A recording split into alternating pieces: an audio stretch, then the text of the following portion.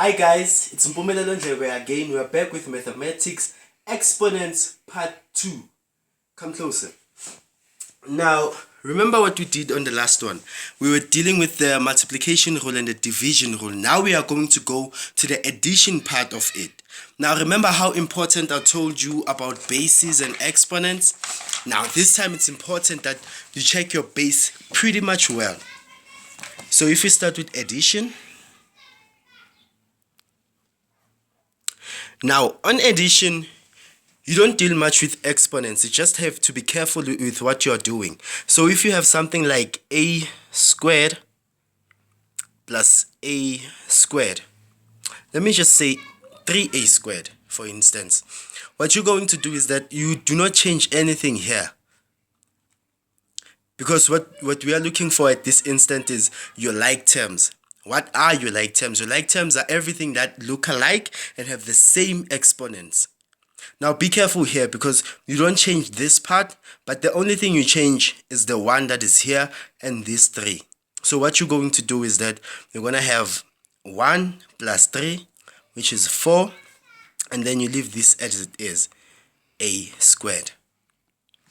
Now let's take another example. If you have something like b squared plus 4b squared, it's going to be 1 plus 4, which is 5b squared. You leave these as they are. You don't change anything. Now it's going to get trickier as the thingy goes on, because what they'll do to you is this: 4a squared b plus 5b squared a plus 5a b squared plus probably 16a squared b. Now if you are careful to look, this and this are like terms because you can see there's a squared and then there's a b.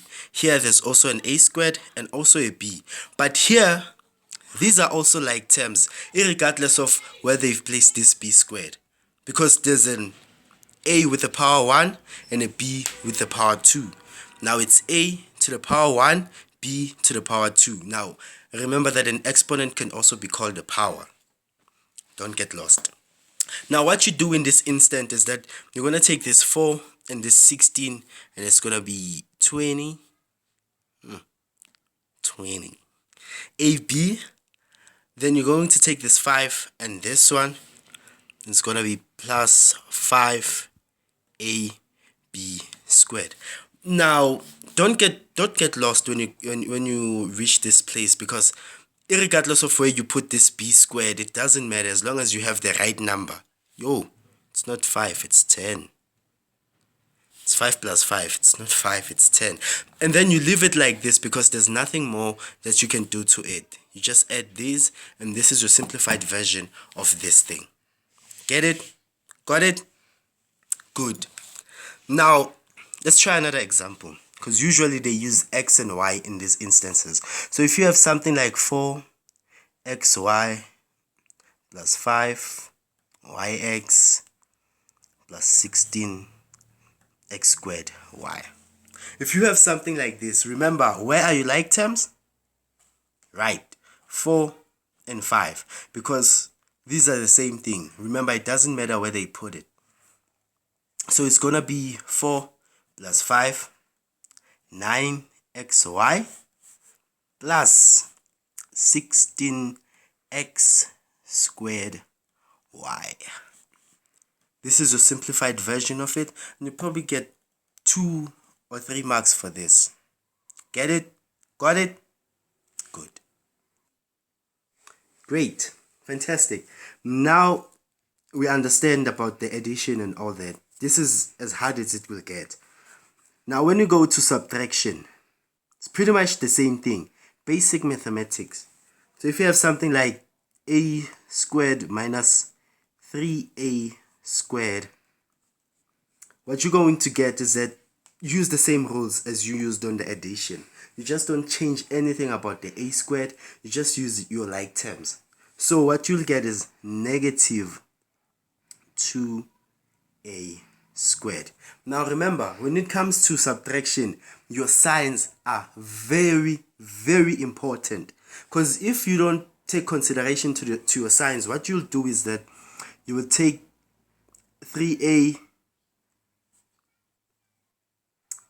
Let me just do this. If you say the answer to this is 2a squared, then you're going to be wrong, because the answer is not positive 2a, but it's negative 2a. So this one is your correct one. So if you have something like maybe, let me say 5b squared minus 3b squared. It's 5 minus 3, which is positive 2b squared. See? Pretty easy. Now, what else are you going to get? Let me do another example. 4a squared b minus 10ab squared minus 7a squared b minus 6ab squared. You do pretty much the same thing. You check your like terms. This one and this one are the same. This one and that one are the same, but take into consideration their signs. Sorry. And then it's going to be 4 minus 7, which is negative 3a squared b, negative 10 minus 6. Now, if you know your signs and how to add your signs, you know that when the signs are the same, you just add and take the sign of a bigger number, which is pretty much the same side. It's going to be negative 16a b squared. Now, if you're asking yourself, why is it 16 instead of 4? Just be on the lookout on our next video. Our next video will be talking about your addition signs, if you multiply the signs, if you add your signs, and everything like that.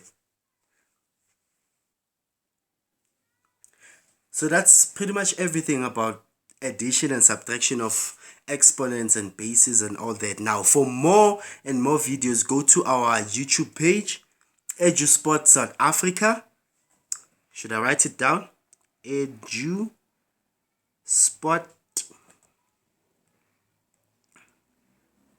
South Africa. South Africa. I'm sorry about that. EduSpot South Africa on YouTube. And just click on the subscribe button and you will get every notification that you need on the newest videos from myself and the other teachers. So till next time, goodbye.